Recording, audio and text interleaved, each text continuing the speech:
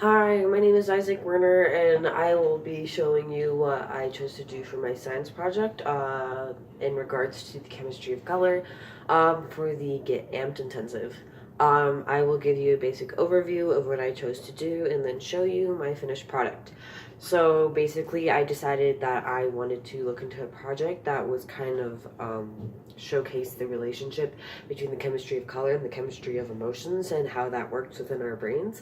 Um, Many people may think that it's not really related, um, or many like other people may think that it is related, but in the ways that I found are actually not correct.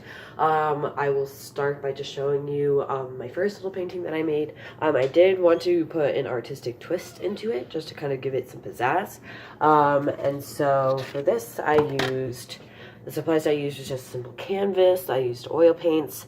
They were mainly, I can't remember the brand off the top of my head, but I got them at Michael's. And they're very just bright, primary, or what we consider to be primary colors. And this first piece showcases a mixture of earthy and bright, warm tones. This is what people associate with happiness, comfort, and contentness. Contentness. There is a difference though between learned emotion and then the actual chemistry in the color that actually triggers the chemistry within our brain. That is what I found through my research.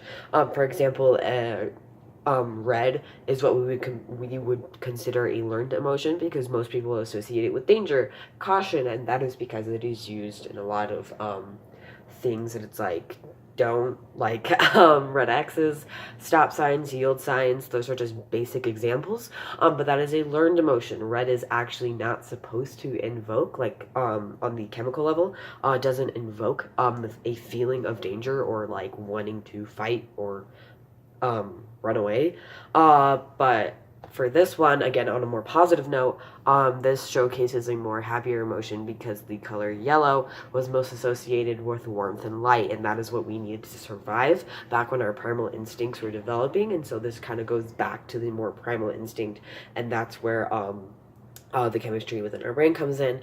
For example, the chemicals that are released in our brain are serotonin, dopamine, and glutamate, which is the three base chemicals that invoke any positive emotion. And so kind of mixed with those darker earthy tones make you feel more grounded, chemistry wise. But then on the opposite spectrum, I have this one, which is a painting that has some blue, black and gray. And back when we just had primal instincts, it wasn't a very big, wide array of emotions. It was comfort versus discomfort, alive versus dead. And so gray was often associated with storm clouds, which meant could be bringing danger. You could often be facing life or death in those situations, seeing as we were not fully developed, intelligent human beings yet. And so within our brains, this kind of invoked the chemical reaction of negativity.